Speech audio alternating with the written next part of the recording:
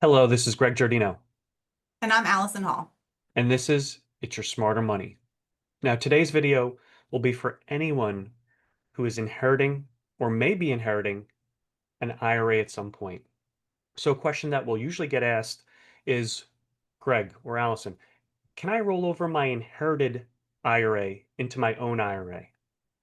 And with that being said, Allison, do you mind talking to our viewers a little bit more about that? Yeah, so let's start with the big question. What is an inherited IRA or a beneficiary IRA? We're going to refer to them as inherited IRAs, but they are one and the same, and they are accounts that are inherited from a non-spouse. So most often we see it from parents or grandparents.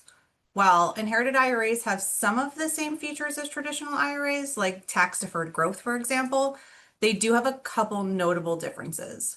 The two main differences are you cannot contribute additional funds to an inherited IRA, and you have to withdraw the funds over a set time frame, depending on your relationship to the IRA owner. Generally speaking, account owners who inherited an IRA before 2020 were required to take small distributions over their lifetimes. Those are called required minimum distributions. We call them RMDs for short. And stretching it out over the beneficiary's lifetime actually allowed compound growth for 30, 40, even 50 years. After 2020, with the passing of Secure Act 2.0, inheritors who are not considered an eligible designated beneficiary, most commonly a minor, a spouse, or someone not more than 10 years younger than the deceased owner. So someone kind of in that same age group.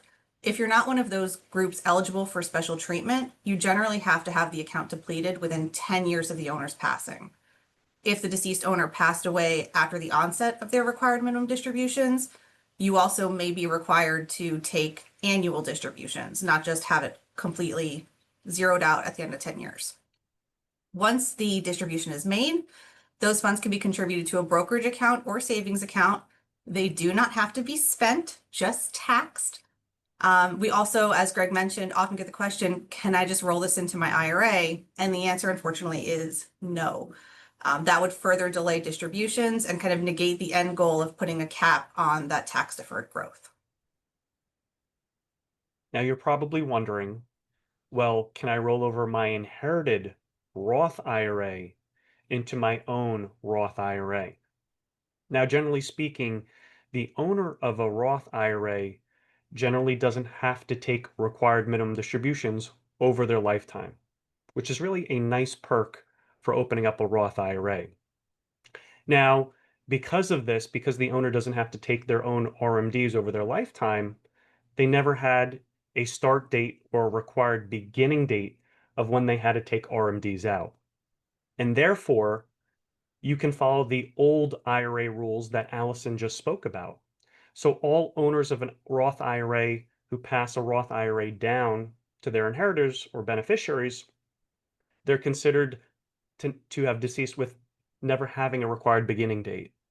So therefore, with that being said, they would have to not take out a required minimum distribution between years 1 and years 9, unlike the traditional IRA.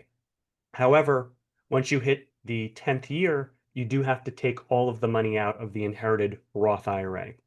So unfortunately, you cannot roll over your inherited Roth IRA to your own Roth IRA. However, it won't be all that bad because you've were allowed to compound grow and keep your money in the Roth IRA for about 10 years. And then at that point, you would just figure out, well, if I want to put money into a Roth IRA, can I do so directly? Do I meet the income limitations of doing so?